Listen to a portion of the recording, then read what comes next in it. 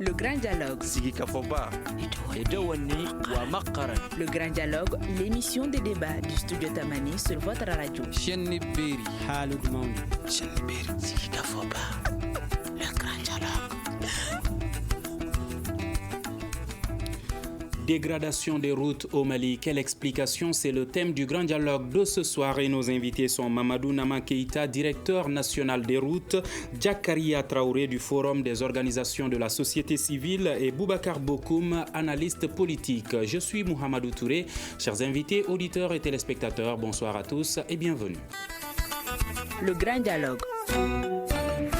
La dégradation des routes a mobilisé un certain nombre de personnes à travers le pays la semaine dernière, alors notamment à Kaï et à Kati. Le Premier ministre a annoncé que cette semaine, la reconstruction de la route Kati-Djidjeni va démarrer. Alors, quelle explication à cette situation, monsieur le directeur?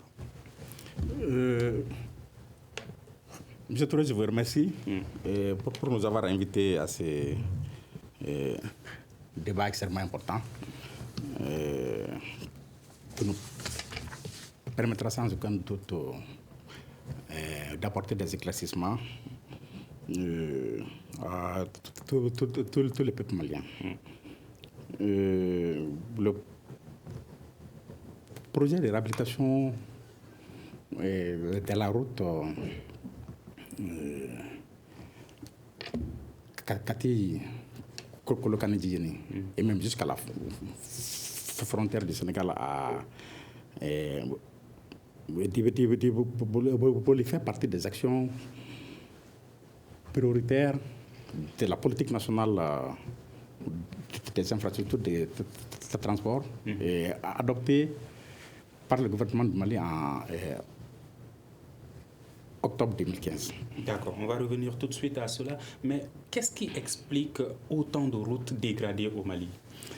Oui, je vais vous expliquer qu'est-ce qui explique autant de routes dégradées, parce que toutes ces routes-là ont atteint leur limite de vie.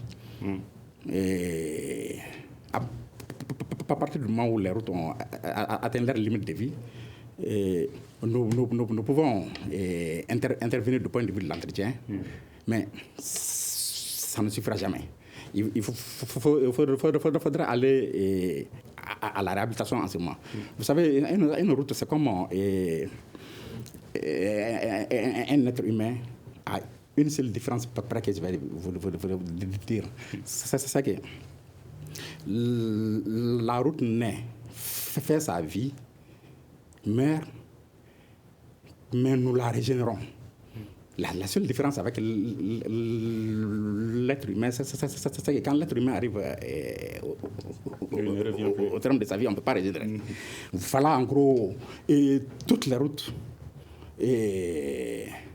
que vous voyez aujourd'hui ont atteint leur limite de vie quasiment depuis les années 2010.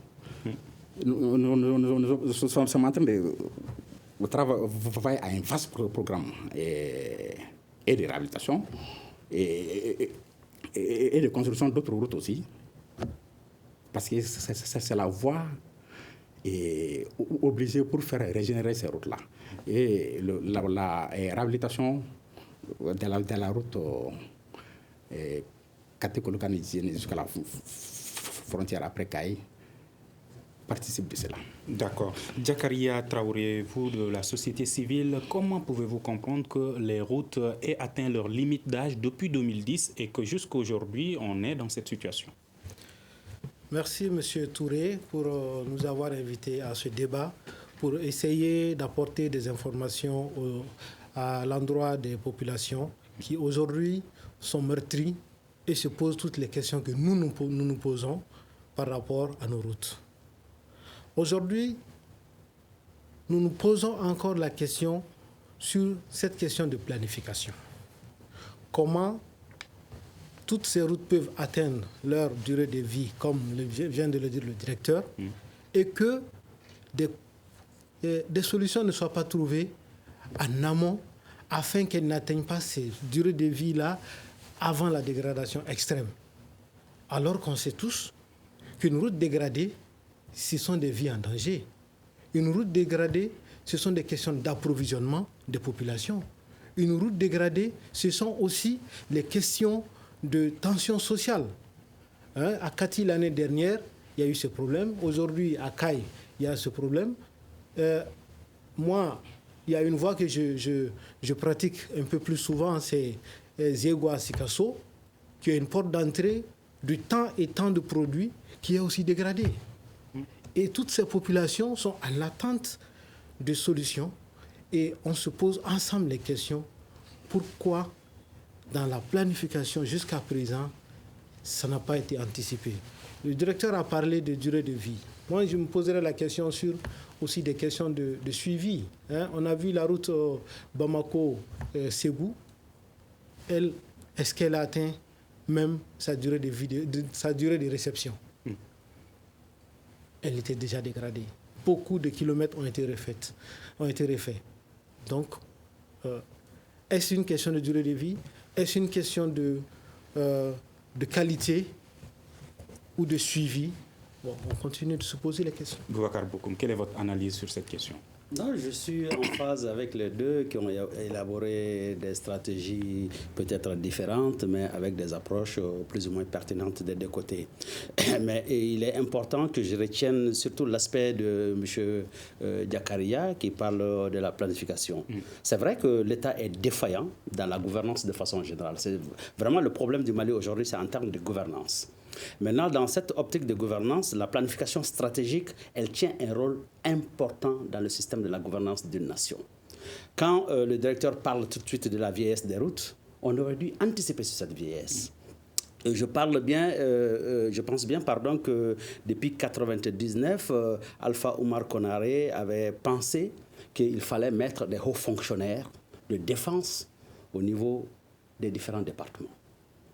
Et en 2004 encore, Ibeka avait réaffirmé cette loi que nous appelons la loi Ibeka, la loi 0451 de 2004, qui effectivement intégrait cette notion de planification globale au niveau de chaque ministère. Et je pense, l'autre jour, avec la situation qu'on a connue à Kaï, nous avons appris dans les rues, je ne sais pas si c'est vérifié ou pas, que le directeur de la sécurité d'État a désamorcé cette situation. Ça veut dire en fait quoi? Que la gestion économique d'une nation, la gestion des routes et tout ce qui va avec les différents départements ministériels, quelque part engendre une notion de sécurité et de défense.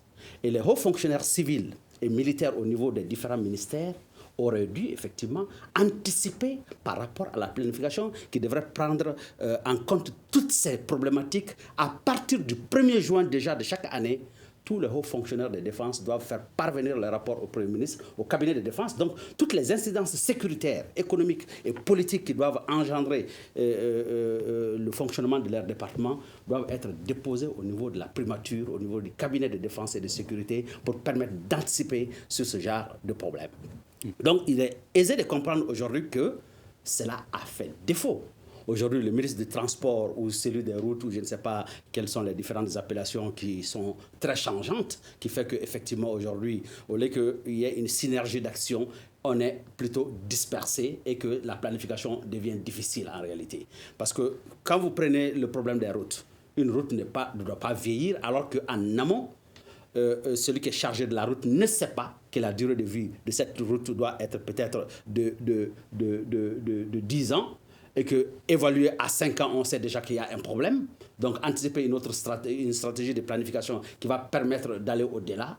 Donc, tout ce manque de sérieux par rapport au fonctionnement de l'État et au fonctionnement des différents ministères fait qu'aujourd'hui, on est confronté à ce problème. Donc, grosso modo, ce n'est pas juste le problème des routes, mais quelle articulation globale nous avons autour de l'État, quelle vision l'État a. Parce qu'en réalité, l'État du Mali aujourd'hui, ce qui manque réellement, c'est la vision.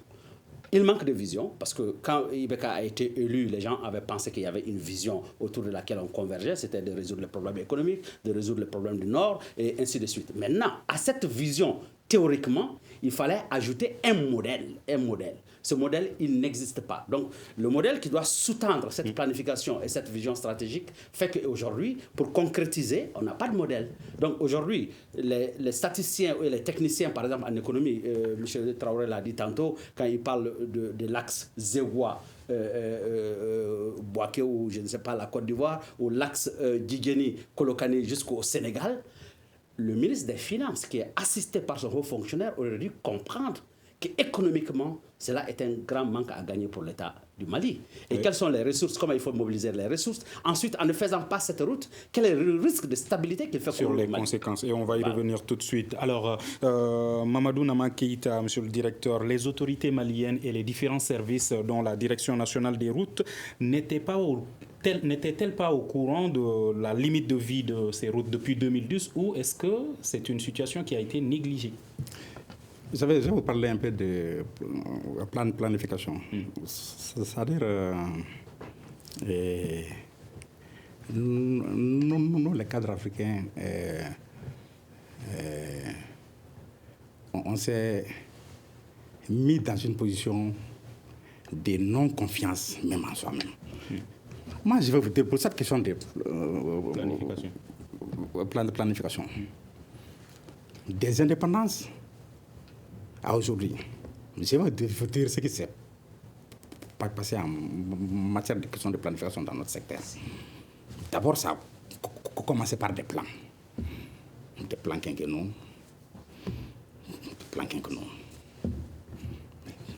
C'est un outil de planification, mais ça ne donne pas une vision large et à long terme. Ensuite, il y a eu même des programmes qui se sont substitués à des plans quinquennaux. Ensuite, il y a eu des lettres de politique. Dans notre secteur, en tout cas. C'est qu'on a l'aide de politique secteur des transports. Mais tout ça ne sont pas des instruments de planification qui donnent une vision même à moyen terme. C'est les instruments qui donnent les visions à moyen terme.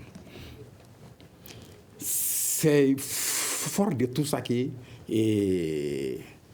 depuis 2012, il a été entamé. Et là, je salue sans absolument aucune démagogie. Et saluer les hautes autorités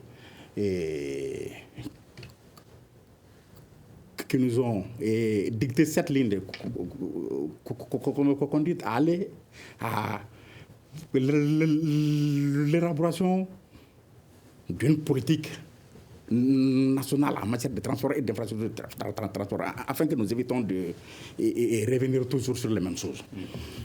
Et ce document de politique qui donne une vision du secteur du transport jusqu'à 2035 a été élaboré par les cadres maliens. Il comprend 8 axes stratégiques et qui prend en compte l'ensemble des préoccupations pour la gestion des questions routières. Le dit document de politique a été adopté en octobre 2018. Vous savez, on nous dit aujourd'hui que... D'accord. Vous dites que... Non, vous me permettez? Oui, vous dites que les autorités maliennes ont décidé, ont dicté l'élaboration de ce plan en 2012. Et c'est en 2018 que ce plan a été adopté. Ah, non, le plan a été finalisé, adopté. Vous savez, élaborer une vision sur 30 ans n'est pas chose aisée. Mais ça a été élaboré en 3 ans, adopté en octobre 2015. Nous sommes dans cette vision-là aujourd'hui, assortis des plans d'action prioritaires quinquennaux, dont les premiers, peut-être 2016 à 2019. Dans ce document, planification.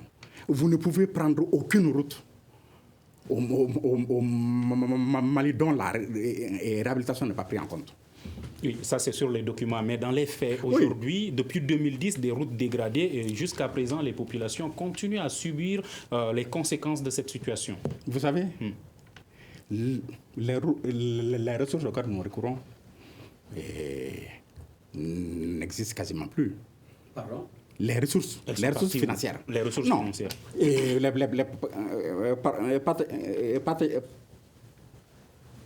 partenaires qui nous accompagnent et dans la réalisation des projets ont de moins en moins de ressources. Ou plutôt les ressources ont été transférées des ressources Est-ce parce que ces partenaires ne font plus confiance à ceux qui gèrent ces fonds? Ces partenaires ont de moins en moins de ressources. Et public à mettre à la disposition de nos États dans le cadre des ressources concessionnelles. Pour réaliser les projets actuellement, il faut aller rechercher des ressources commerciales. Il faut aller chercher des ressources sur le guichet commercial. Mais nous sommes en train d'œuvrer à ça pour que nous puissions mener à bien cette mutation afin que les ressources soient apportées par des routes qui vont être réalisées et qui vont s'autofinancer. Donc, du point de vue de la planification, nous avons pris conscience que depuis l'indépendance jusqu'à 2012, il n'y avait aucun document de politique dans notre secteur. Nous avons élaboré un des meilleurs documents de politique. Là aussi, c'est sans démagogie. De la sous-région. Et on a l'habitude de dire que les Maliens sont forts de la préparation des textes. Non, nous, ce n'est pas ça. Et nous avons élaboré un document de vision que nous suivons. Maintenant, vous savez, les priorités... revenir tout de suite par rapport les priorités du pays. OK. Jakaria Traoré, est-ce que ces arguments qui sont donnés par monsieur le directeur national des routes, est-ce que ce sont des arguments qui sont convaincants pour vous? Bon, je respecte le directeur et l'institution qui est la Direction nationale des routes dans son combat de pourvoir aux besoins des populations dans la réalisation de ces infrastructures.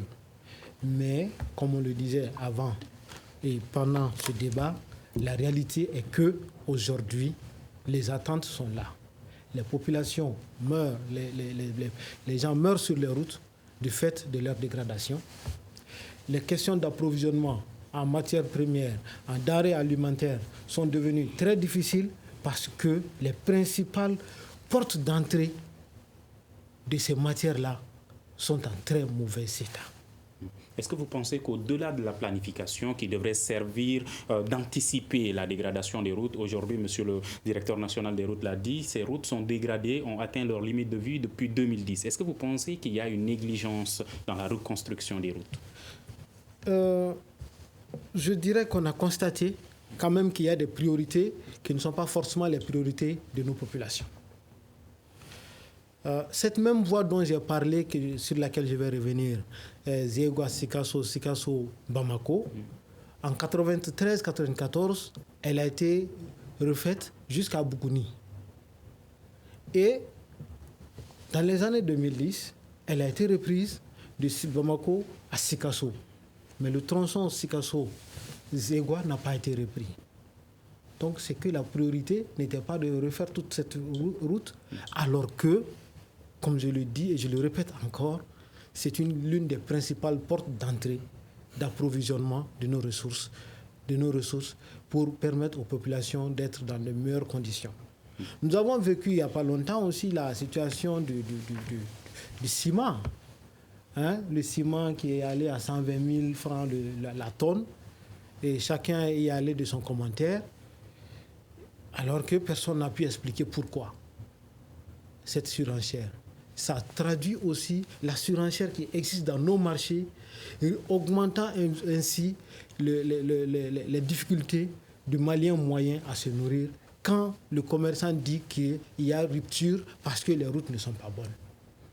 Est-ce que la ménagère qui va au marché, le chef de famille qui donne son prix de condiment et qui se retrouve avec quelque chose qu'il ne peut pas forcément bien consommer parce qu'au niveau du marché, c'est cher et on est dit à sa femme que le marché n'est pas bien approvisionné, faute de route par exemple, hein, est-ce qu'il n'y a pas un problème? Il y a un gros problème.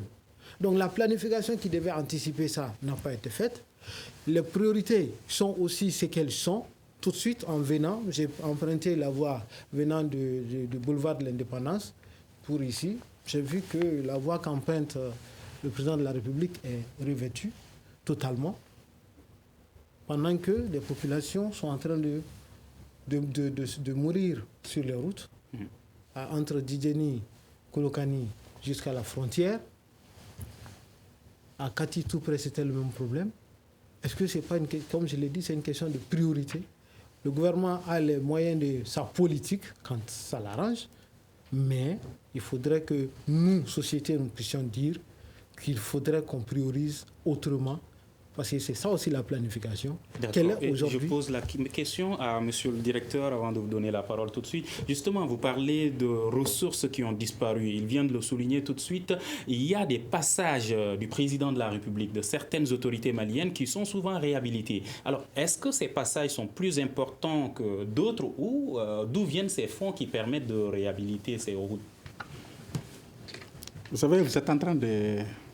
Comme parler des choses, on n'a pas parlé de planification aussi, ici. On parle également de réhabilitation de routes. Mais il faut comprendre ce que c'est que la planification. Non, la planification, on était à cette étape. Il vient de souligner une autre chose. Moi, je veux dire... Oui, la reconstruction des routes. Non, ça rentre dans le cadre de la planification. Alors, la planification des routes, pour donner un exemple, est-elle plus importante que les autres? Pour donner un exemple, la route Sévaré-Gao qui est dans notre planification aurait dû démarrer depuis 2015. Mais n'a pas démarré. Pourquoi? Pour des raisons autres qui ont fait pour des pesanteurs que c'est une zone où il faut assurer la sécurité pour que les gens viennent. Et d'aucuns vont nous dire que vous n'avez pas pris en compte prioritairement. Et c'est ça que je vais expliquer. C'est ça qui n'est pas exact. Mais d'aucuns vont nous dire que nous n'avons pas pris en compte cette route-là prioritairement. Et il n'est pas possible de faire une comparaison entre un projet où nous recherchons 345 milliards et l'opposé à une intervention de 100 et quelques millions dans le cadre de l'entretien routier. Non, la planification pour nous, c'est d'aller à la recherche des financements. Je ne suis pas d'accord que... Oui, mais monsieur le directeur, même à Bamako, il y a certains quartiers où vous allez partir et où il y a plus de 2 ans, des populations demandent une route, c'est des passages, alors qu'il y a des passages des autorités maliennes qui sont dégradés et en moins de quelques mois ont été réhabilités. Alors pourquoi ces routes... Voilà. Vous savez, toujours dans le cadre de la planification.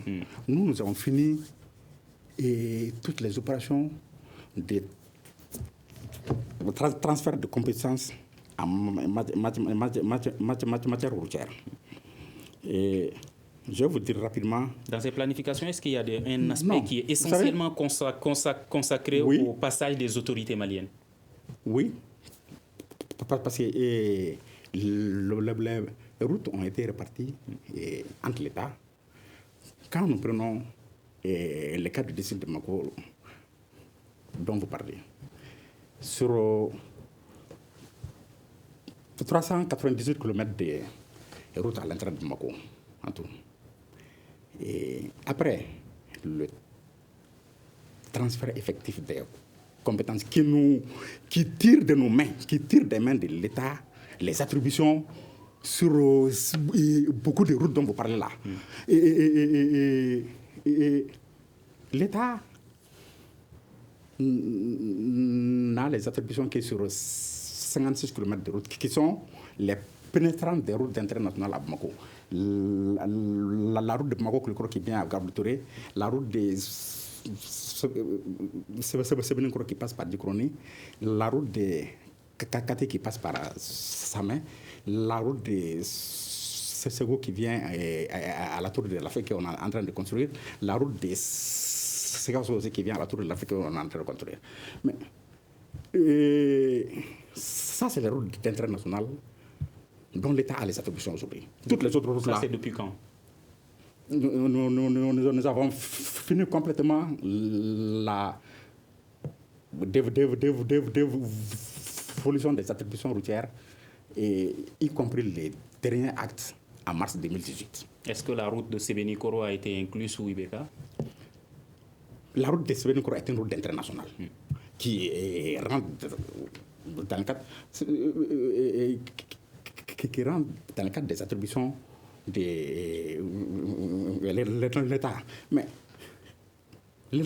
l'État a fait des efforts, bien que y a, toutes les autres routes relèvent des collectivités, mais les routes de liaison, des routes d'intérêt national, on a dit, on va aller aussi quand même à nous occuper de ces routes-là. D'accord, vous aurez la parole tout de suite. Monsieur Bokoum, comment expliquez-vous cette planification et cette disparition soulignée par le directeur des ressources? Nous ne sommes pas dans la même logique. Le directeur est dans une planification départementale. Nous, on parle d'une planification nationale. Donc, il y a une nuance qu'il faut relever à ce niveau. Eux, en tant que techniciens, ils font un certain travail qu'ils mettent à la disposition du gouvernement. Maintenant, le gouvernement doit avoir une vision d'ensemble et de coordination. Quand il parle d'affectation des collectivités, mais les collectivités ne sont pas dans l'indépendance. On est dans un état réel, dans lequel, effectivement, certaines compétences sont données aux communautés locales. Mais en réalité, on transfère certaines compétences sans transférer les moyens, sans aller à la réalité de la fonctionnalité, parce que l'architecture institutionnelle, et à partir de 2015 déjà, on est tombé sous le piège de l'accord issu du processus d'Alger, qui dit par exemple que dans les régions, le président des régions est élu au suffrage universel direct. Ça veut dire quoi? Le développement économique, social et culturel dépend de la région en tant que telle, en termes d'autonomisation. Maintenant, cela suppose en amont que l'État a transféré au moins 30% des ressources du budget à ces collectivités locales. Et d'autre part, qu'une planification stratégique a été mûrie au sommet de l'État qui consiste à dire que, quand bien même on dit que ces collectivités ont une certaine autonomie dans le transfert de compétences et une autonomie financière, mais il y a des limites et il y a une vision de l'État. Donc le garant, le contrôleur, c'est l'État central. On ne peut pas dire qu'on a transféré une compétence à une collectivité et que cette collectivité ne se mette pas au travail et que l'État reste sourd à l'appel de la population. Cela n'est pas normal. Quand bien même les compétences sont transférées, l'État reste l'État. Il a une vision globale sur l'ensemble du mécanisme et il doit interpeller qui des droits pour que cela soit résolu. Il a parlé des ressources qui auraient disparu. Alors, où vont les impôts, l'assurance, les vignettes et les péages? Oui, j'allais en venir. Encore, je reviens à la vision globale. Tout de suite, il va revenir là-dessus. Surtout l'argent des péages. Oui, il ne s'agit pas que seulement de l'argent de péage. Il faut qu'au niveau de la centralisation et de la réflexion stratégique de l'État, qu'on réfléchisse même à comment trouver des ressources pour résoudre les problèmes essentiels de la nation. Il ne s'agit pas de dire qu'on fait des routes un instrument commercial. Quand on est dans le domaine du public, c'est compliqué. On ne peut pas demander aux gens aujourd'hui de payer l'entretien des routes. On essaie de faire le truc d'approche qui dans la citoyenneté, les gens acceptent de payer. Mais cela ne suffira jamais. Dans aucun pays du monde, d'ailleurs, ça ne suffira pour entretenir totalement et refaire les routes. C'est impossible. Donc, il faut d'autres poches économiques. Et cela nécessite, mais aujourd'hui, c'est impensable, par exemple, qu'une ville de Caille, comme Caille, qui a à peu près 7 mines d'or en exploitation dans cette zone, et dire qu'en termes de retombées financières, qu'on ne puisse même pas financer une route, cela est impensable. Mais cela est dû justement au fait que l'État central, qui a négocié, qui a du moins, disons clairement les choses, mal négocié avec les multinationales, se retrouve dans des proportions où les communautés locales, comme il l'a dit par exemple en termes de décentralisation, une communauté comme Caille aurait dû avoir ne serait-ce qu'une commission de 5 à 10%, sinon 20% sur les recettes minières. Mais en réalité, qu'est-ce qui se passe? C'est juste des taxes communales qui sont payées au niveau des communes et qui sont bouffées par les maires. Et du coup, l'État est où pour dire quelle est la planification que nous, en tant qu'État, nous avons programmée pour la région des Cailles et les ressources qui vous sont affectées sont là. Nous avons un droit de contrôle et de supervision par rapport à ce que vous faites dans la localité. Parce qu'il s'agit quand même d'un État et qui ne dit pas aujourd'hui que toutes les régions sont indépendantes au Mali. Donc Kidal a donné un modèle en disant, nous, on va s'autogérer. Et ils ont commencé déjà à légiférer, à prendre des choses dans leur domaine parce qu'ils estiment qu'à un moment donné, il faut respecter les textes de la décentralisation. Et ces textes de la décentralisation ne datent pas de 2015. À vous. Bon, je vais apporter des précisions, mais le débat, il était sur les questions routières, pas sur un point de vue macro. Non, donc, vous avez parlé de ressources. Non, je parle quand M. Bokoum me ramène le débat, ça c'est autre chose. Mais je vais vous apporter la précision. Quand j'ai dit que les ressources ont disparu, je veux dire que les bailleurs de fonds qui accordent des financements concessionnels, c'est-à-dire les financements concessionnels sont les financement à des taux d'intérêt acceptables pour le pays et dont les durées de remboursement sont échelonnées dans le long terme. Je veux dire que ce sont ces ressources-là qui se font de plus en plus... Non, pas disparu. Ça n'est pas le terme approprié. Et se font de plus en plus rares. Donc les autorités maliennes ont pu dépendre de ces financements jusqu'à quand? Nous dépendons de tous les financements. Avant même, nous sommes en train de commencer maintenant à aller chercher les financements de projets sur des guichets marchands. Et donc, sur d'autres sources de ressources. On est obligé, parce que l'autre là, c'est fait de plus en plus rare. Ça c'est une précision que je voulais apporter par rapport au passé. Quand vous dites disparu, j'ai repris vos mots. Encore moins en relation avec des ressources de l'autorité routière. Non, que ça soit clair. Maintenant, pour la collectivité, moi je ne suis jamais d'accord que l'on dise que les collectivités n'ont pas de ressources. Parce que, à moins qu'on revienne sur un acte politique de décentralisation, qui est un acte de volonté politique qui est acté, mais les collectivités, c'est ce que nous avons légué aux collectivités. C'est notre capacité et nos pouvoirs à aller solliciter les financements. Mais vous savez, je parle de notre secteur. Je comprends parfaitement bien. Nous n'avons pas de ressources, nous n'avons pas de cagnottes extra déposées que nous partons pipiser chaque année là-dedans pour faire le projet. Nous concevons le projet, nous les montons, nous partons défendre. Et c'est ça qui a été transféré aux collectivités. Mais les textes sont très clairs en matière. Les collectivités peuvent faire recours et nous avons en tant qu'État obligation d'apporter toute l'assistance technique aux collectivités pour les aider à concevoir et à aller rester sur le financement des projets. Est-ce que ce transfert de compétences suffit sans le nerf de la guerre? Ça suffit. Sans l'argent? Non. Vous savez, le problème d'argent, c'est et au niveau de l'État et au niveau des collectivités. Mais il y a une disposition des textes de collectivités qui disent qu'elles sont aptes à aller chercher le financement de leur investissement auprès de l'État. Mais eux, ils prennent ça comme s'ils doivent partir chercher ce financement auprès des sectoriels. Non. Autant nous, en tant que sectoriels, nous concevons les projets, nous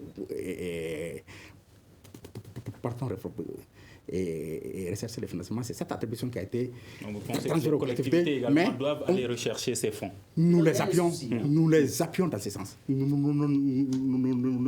avons obligation de soutenir dans ça. Et tout partenaire qui amène le projet, qui concerne les routes d'une collectivité, je peux vous citer 4 programmes.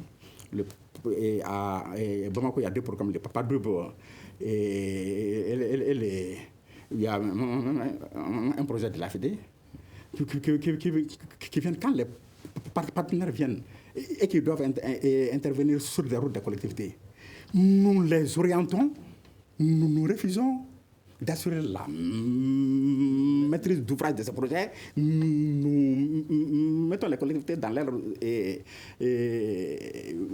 attribution et nous les apportons l'assistance technique dans le cadre de ce projet. C'est ainsi que ça se fait. D'accord. Monsieur Jakaria Traoré, monsieur le directeur a parlé de manque de ressources financières pour faire face à la dégradation des routes. Alors, on a vu une mobilisation qui s'est passée la semaine dernière à Kaye et à Kati. Et juste après cette manifestation, le Premier ministre a annoncé que les travaux vont démarrer cette semaine. Alors, est-ce qu'il y a un problème de financement réel ou est-ce qu'il faut tout le temps que les populations manifestent, se mobilisent pour qu'on puisse faire face aux problème? Merci, M. Touré. Vous savez, dans la fin de l'intervention passée, j'avais dit que l'État a les moyens de sa politique quand ça l'arrange. Je reviens là-dessus. Quand chaque fois qu'il y a une situation comme ça et que le Premier ministre fait une annonce et qu'effectivement les choses bougent, ça veut dire que quelque part, on va dans du pilotage à vue. Là où il n'y a pas de problème, on n'intervient pas. Et c'est compliqué. Même pour les planificateurs qui sont à la direction des routes, c'est compliqué pour eux de pouvoir s'en sortir quand on ne met pas les ressources à disposition pour anticiper et qu'on attend que ça chauffe avant de venir intervenir. Donc eux, dans leur rôle, ils sont même très mal à l'aise. C'est nous qui devons faire le travail. On ne nous donne pas les fonds. Et le jour où les populations se lèvent, on dit à la télé que ça va se faire et on nous met à la tâche. Donc ça veut dire que nous n'existons que pour mettre des choses et quand ça chauffe. Ça, ce n'est pas bon. Moi, je voudrais encore intervenir sur la capacité de mobilisation des ressources. Vous savez, on conçoit, on monte et on propose à des autorités, à des financiers, à des fonds, etc. Il faut avoir cette capacité de mobilisation des ressources, à convaincre celui qui doit mettre son argent dans quelque chose. Et ça, souvent, il faudrait qu'on le reconnaisse. Au niveau public, il y a des difficultés. Des difficultés par rapport à cette question de mobilisation de ressources, de pouvoir convaincre les partenaires à investir dans les projets de grande envergure au Mali. Je prends juste un exemple qui est en train de se passer entre le Burkina Faso et la Côte d'Ivoire. L'axe Ferkey, Ouangolo-Dougou et frontière avec le Burkina, aujourd'hui, ils l'ont terminé en 2 fois 2 voies. Ils sont en train de prévoir Ouangolo-Dougou, Pogo en 2 fois 2 voies pour rejoindre la frontière avec le Mali. Nous sommes à quelle étape? Comment est-ce que nous n'arrivons pas à mobiliser autant de ressources pour pouvoir gérer, aller à ce niveau d'investissement pour permettre vraiment à l'approvisionnement de nos populations en denrées, la fluidité du transport, la sécurité des populations? Parce que c'est ça aussi la grande difficulté. La sécurité des populations. Ceux qui voyagent sont en insécurité. Ceux qui conduisent, c'est-à-dire les chauffeurs et leurs apprentis et autres, sont là-dessus. D'autres usagers de la route, les motocyclistes, les piétons et autres sont là. Et les populations riveraines sont toutes en danger quand les routes ne sont pas bonnes. Voilà tout un paquet de personnes qui sont en danger. Et quand le produit amené n'arrive pas à bon port, c'est au niveau des marchés aussi que ça se ressent pour ensuite se ressentir dans nos foyers. Donc nous, société civile, nous pensons qu'il est aujourd'hui dans l'intérêt des politiques elles-mêmes d'aller à l'anticipation. Et ensuite, dans la coordination des activités, il y a beaucoup d'entités aujourd'hui qui interviennent. Il y a la Géroute, il y a la direction des routes, il y a la GTR, on voit les agences ANASER et autres. Nous, société civile, on se pose des questions. Qui fait quoi ? Et jusque-là, qu'est-ce qu'il y a pour que toutes ces entités existent et qu'il n'y ait pas cette amélioration voulue pour les populations? Vraiment, c'est une difficulté et nous pensons qu'il faudrait une bonne coordination à ce niveau. D'abord, bien pour monter les projets, bien les soutenir. Ensuite, mettre vraiment chacun dans son rôle pour que cette question puisse être résorbée. Sinon, agir au cas par cas, au coup par coup, à la télé, sur les effets d'annonce, ce n'est vraiment pas le propre d'une bonne planification politique pour un État qui a besoin de se faire respecter. Au nord, au centre, au sud, les routes sont dégradées et les populations manifestent. À quoi faut-il s'attendre ? Il faut s'attendre un jour à une insurrection populaire, à une désobéissance civile. Et cela peut malheureusement nous conduire à une guerre civile si on y prend garde. Mais cela étant dit, ça c'est des constats que tout responsable politique doit intégrer. Parce qu'en fait, les droits économiques, les droits politiques et les droits économiques sont essentiels dans la gouvernance. Et tout cela nécessite effectivement une bonne planification. J'ai écouté avec beaucoup d'intérêt les projets auxquels le directeur a fait allusion. Mais ça ne suffit pas pour gouverner un État. Ce n'est pas sectoriel, ce n'est pas d'un développement sectoriel dont nous parlons. Nous parlons plutôt de la mauvaise gouvernance, de la mauvaise articulation et du dysfonctionnement de l'État en tant qu'État. Voilà le vrai problème. Donc aujourd'hui, que son département réfléchisse, fasse des planifications, ça ne suffit pas, il faut l'intégrer dans un ensemble. Et à ce niveau, les techniciens des différents départements ministériels, à un moment donné, oui, c'est vrai qu'il faut les mettre à contribution, mais l'État se doit de commander des études sérieuses par rapport... Aujourd'hui, je prends même l'exemple pour lever les fonds. Qu'est-ce qu'il faut pour lever les fonds ? Il faut des garanties. Est-ce qu'on peut nous faire croire aujourd'hui que le Mali, avec autant de mines d'or, que nous n'avons même pas, de façon artificielle, des réserves qui nous permettent, si on est sérieux dans la gouvernance, de lever des fonds. Aujourd'hui, le Mali est capable, avec les ressources que nous avons, même garantir la création d'une monnaie unique africaine. C'est possible, avec les réserves que nous avons en or. Donc, comment se fait-il que, pour un développement local, un développement national, nous ne sommes pas capables de lever les fonds dont nous avons besoin pour engranger un développement? Donc, en réalité, de quoi est-ce qu'il s'agit? Il ne s'agit pas seulement, aujourd'hui, c'est vrai, les phares sont braqués sur les routes. Mais ce n'est pas que les routes qui posent problème. C'est tout le tissu économique qui est délabré. C'est tout le système de gouvernance qui est mis en mal. Donc, à un moment donné, nous interpellons en fait le Premier ministre. Le vrai problème, la planification globale se passe au niveau du Premier ministre. Et aujourd'hui, nous avons la chance que ce Premier ministre est encore ministre des Finances. D'accord. Donc, du coup, laissez-moi terminer, s'il vous plaît. Tout de suite, monsieur le directeur, il y a la réhabilitation de la route Kati-Djidjeni qui est annoncée pour cette semaine. Sait-on quand est-ce que ça va démarrer? Quel jour précisément? Non, moi, je vais vous dire, ce projet, les travaux ont démarré. Il reste une minute. Est-ce qu'on sait quel jour? Les travaux ont démarré le 28 octobre 2018. Et il y a eu pour des raisons, un arrêt provisoire sans démobilisation entière de l'entreprise. C'est à cause de ça que D'accord. Vous n'allez pas imaginer quand même qu'une entreprise va se mobiliser. Monsieur le directeur, c'est parce qu'ils étaient déjà sur place. Ils ont été remis au... D'accord. Est-ce qu'on sait quel jour ça va commencer? Ça a démarré ce matin. Alors, les autres qui sont dégradés également, est-ce que ces populations doivent se patienter ou ou bien ça va commencer bientôt aussi? Quand nous prenons